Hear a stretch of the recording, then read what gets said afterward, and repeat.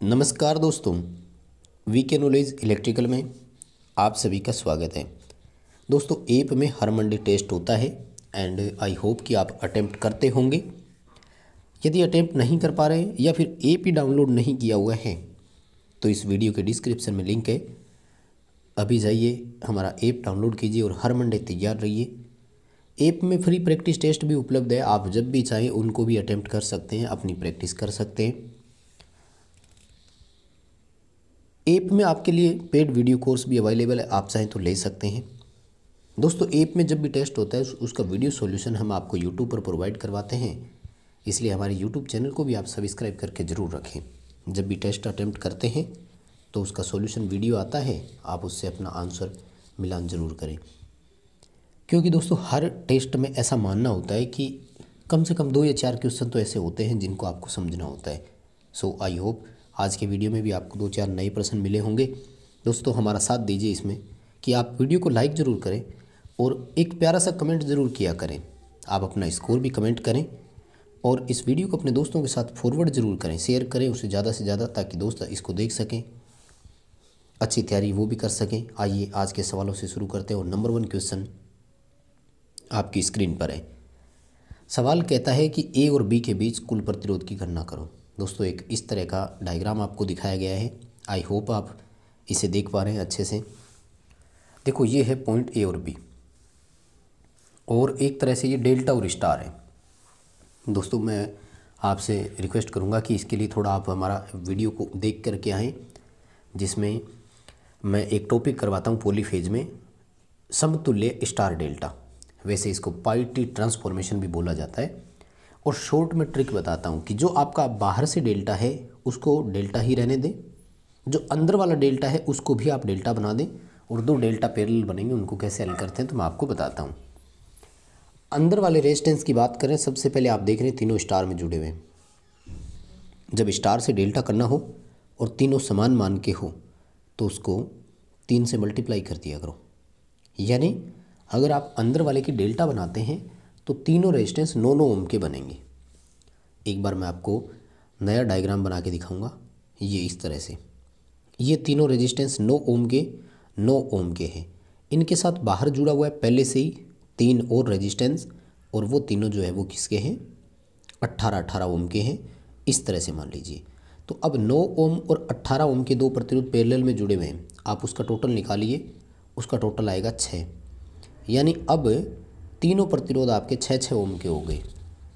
ठीक है, तीनों रेजिस्टेंस आपके 6-6 ओम के हो गए, डेल्टा में जुड़े हुए हैं। किन्हीं भी 2 कोणों के बीच में रेजिस्टेंस निकालना है, फॉर्मूला लगाइए 2/3 इंटू आर। आर का मतलब होता है एक प्रतिरोध का मान कितना है।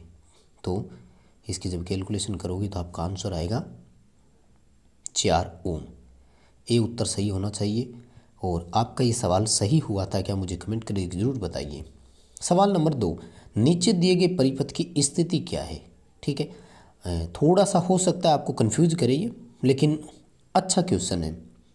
देखो, वैसे क्या है कि इस क्वेश्चन में थोड़ा सा कम बताया इन्होंने, पूरी तरह से दिया नहीं। इसको क्या है कि अगर वो ऐसे डॉटेड करके एक जगह बंद कर देता तो शायद आप इसको ज़्यादा समझ पाते। एक्चुअली मैं बताना ये चाह रहा हूँ कि ये जो 6 ओम रेजिस्टेंस है वो अलग से नहीं है, वो इस इंडक्टर का ही है। इसकी पहचान और होती है, मतलब आपको इसको अलग से रजिस्टर नहीं समझना है, क्योंकि अलग से रजिस्टर अगर होता तो ऐसे बॉक्स वाला निशान होता और फिर इंडक्टर होता। मतलब ये वो है जो आपने अलग से लगाए, क्योंकि ये रजिस्टर होता है। जबकि ये जो आप 6 ओम का देख रहे हैं ये रेजिस्टेंस का प्रतीक है, और रेजिस्टेंस वो होता है जो स्वाभाविक रूप से इंडक्टर में पाया जाता है, उसकी बात हो रही है यहाँ पर। तो जब आप इसका 6 ओम और 8 ओम का देखेंगे तो ये हो गया 10 ओम। यानी इंडक्टिव रिएक्टेंस 10 ओम है और कैपेसिटिव रिएक्टेंस भी 10 ओम है। एक तरह से सर्किट रेजोनेंट है। कैसा परिपथ है, अनुनाद परिपथ है। अब अनुनाद का ऑप्शन नहीं था, तो अनुनाद पे परिपथ वैसे ही बिहेव करता है जैसा प्रतिरोधी होने पर करता है। सी उत्तर सही हो जाएगा। रेजिस्टिव भी कर सकते हैं आप इसको, अनुनाद का ऑप्शन होता तो उसके साथ भी हम जा सकते थे। अगला क्वेश्चन कह रहे हैं दुर्घटना का कारण क्या है। नाम देखते ही पता लग रहा है, उपकरणों का अनुचित प्रयोग। गलत उपयोग करोगे भी जहाँ मेगर यूज करना है वहाँ अगर पेचकस लगाओगे तो फिर सीधी सी बात है दुर्घटना होगी। बाकी सारे ऑप्शन सही थे, है ना। अगला क्वेश्चन कह रहे हैं चालक की चालकता 0.25 साइमंस है, प्रतिरोध बताइए। रेजिस्टेंस ज्ञात करने के लिए फॉर्मूला होता है 1 बटा चालकता 1/0.25 करेंगे तो उत्तर आएगा 4 ओम। अगला सवाल है छोटे समय के लिए यानी कम समय के लिए कोई भी सिस्टम अगर ओवरलोड हो रहा है तो उसका धारा आपको मापना है। इसके लिए जो पैमाना है वो कैसा होना चाहिए, तो इसके पैमाने को बोलते हैं एक्सटेंडेड पैमाना, हिंदी में बोलते हैं इसको विस्तारित पैमाना। फॉर एग्जांपल इंडक्शन मोटर की स्टार्टिंग करंट नापनी हो, क्योंकि स्टार्टिंग के समय इंडक्शन मोटर जो है वो हाई करंट लेती है, लेकिन वो थोड़ी टाइम के लिए लेती है, बाद में नॉर्मल हो जाता है। अगला क्वेश्चन 5 ओम प्रत्येक मान है, मतलब प्रत्येक प्रतिरोध का मान 5 ओम है, समांतर में जुड़े हुए हैं, फिर वो सीरीज में एक 5 ओम वाले के साथ जुड़ते हैं और टोटल रेजिस्टेंस कितना मिलता है 6 ओम।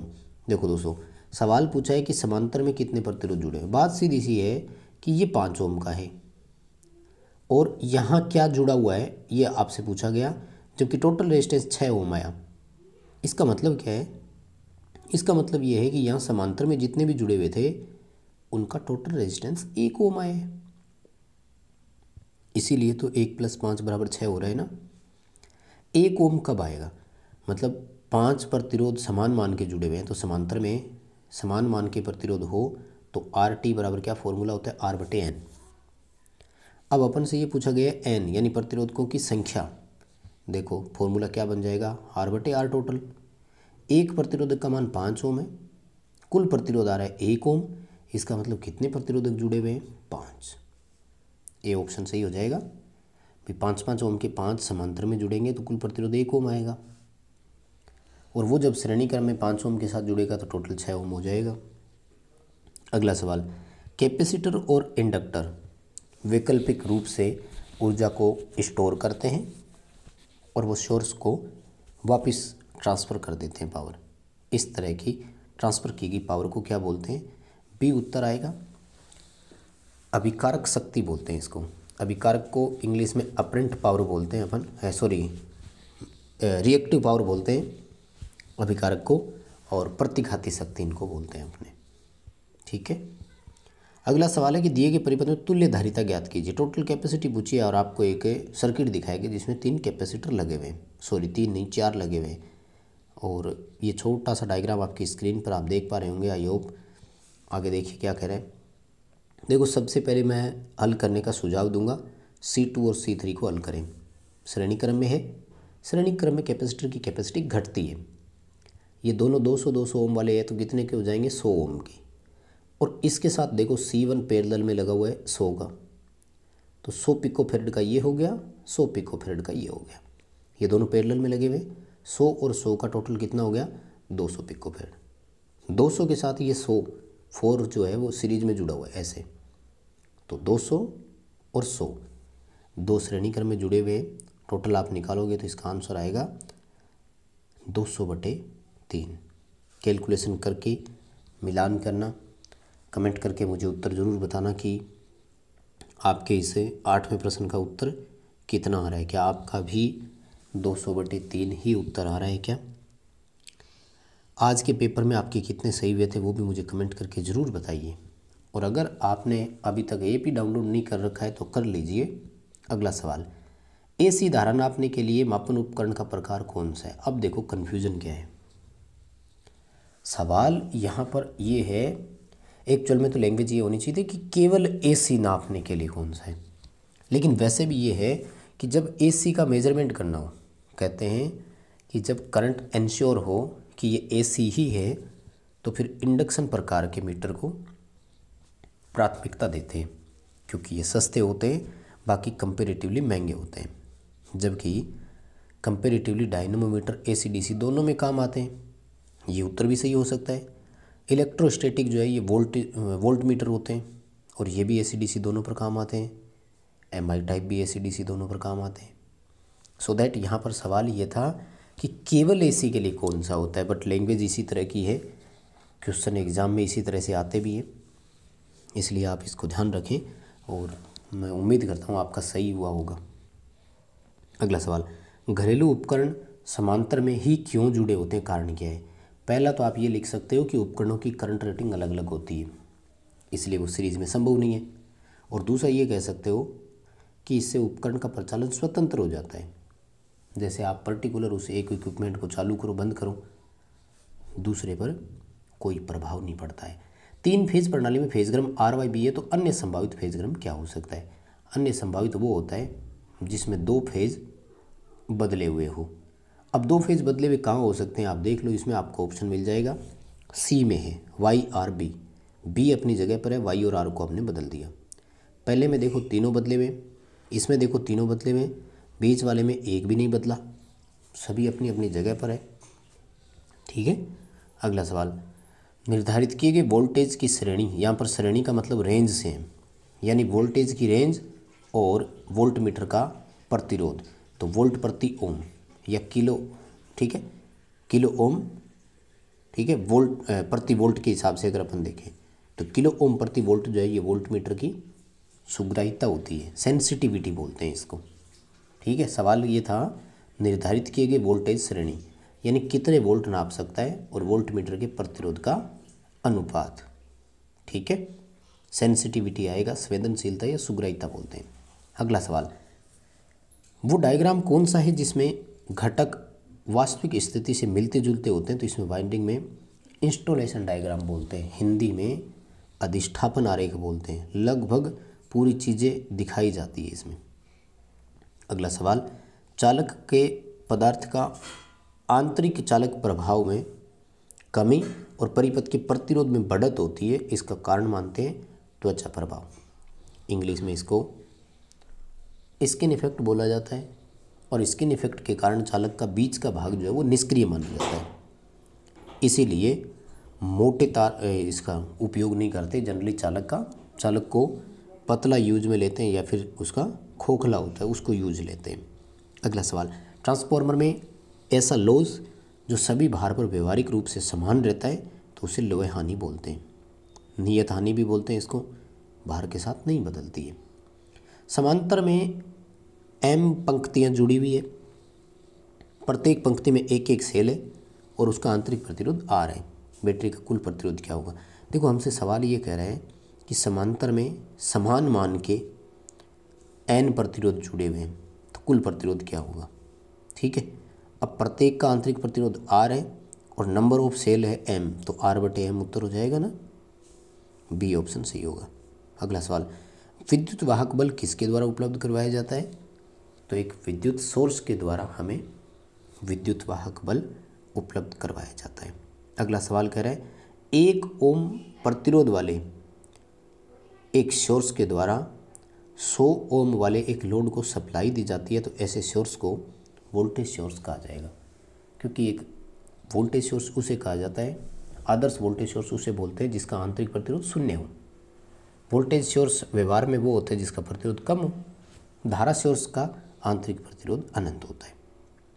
अगला सवाल, जैसे जैसे लोड बढ़ता है डीसी शंट मोटर की गति कुछ कम हो जाती है, ध्यान रखना। वैसे तो मोटर को स्थिर गति मोटर मानते हैं, लेकिन हल्का सा परिवर्तन आता है, 2 से 4% का वेरिएशन, जो कि एक्सेप्टेबल होता है।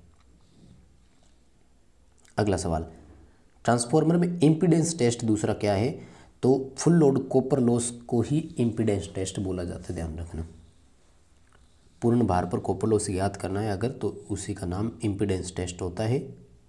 और चुंबकीय क्षेत्र तीव्रता की इकाई क्या है, तो वैसे तो एम्पियर टर्न प्रति मीटर होती है, लेकिन यहाँ पर ऑप्शन केवल एम्पियर प्रति मीटर का ही था, तो आपको ए ऑप्शन के साथ ही जाना पड़ेगा, एम्पियर प्रति मीटर।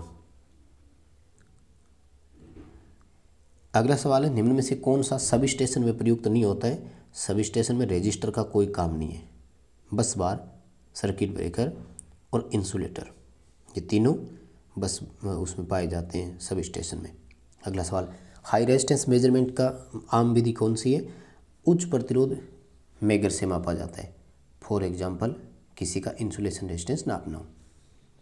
न्यूनतम या सबसे निम्न प्रतिरोध नापने की विधि कौन सी है, तो वो है केल्विन ब्रिज। अगला सवाल, ट्रांजिस्टर में जो एक्स्ट्रा हीट होती है उसको एब्जॉर्व करने के लिए यानी अवशोषित करने के लिए एक मेटल शीट लगाते हैं, उसे क्या बोलते हैं, तो उसे हीट सिंक बोला जाता है। अगला सवाल है, गैल्वेनाइजेशन की प्रक्रिया में जो हम धातु लेते हैं वो हमेशा जस्ते की होती है और इसका उद्देश्य होता है उसे कोरोजन या संक्षारण से बचाव करना, है ना। तो चलिए दोस्तों, यही थे आज के 25 प्रश्न। आपका स्कोर कमेंट करके ज़रूर बताइए, वीडियो लाइक कीजिए, चैनल सब्सक्राइब कीजिए, ऐप डाउनलोड ज़रूर कीजिए। आप यदि टेस्ट अटेम्प्ट करना चाहते हैं तो ऐप डाउनलोड कीजिए। ऐप का लिंक भी आपको इस वीडियो के डिस्क्रिप्शन में मिल जाएगा। कमेंट करके स्कोर ज़रूर बताइए।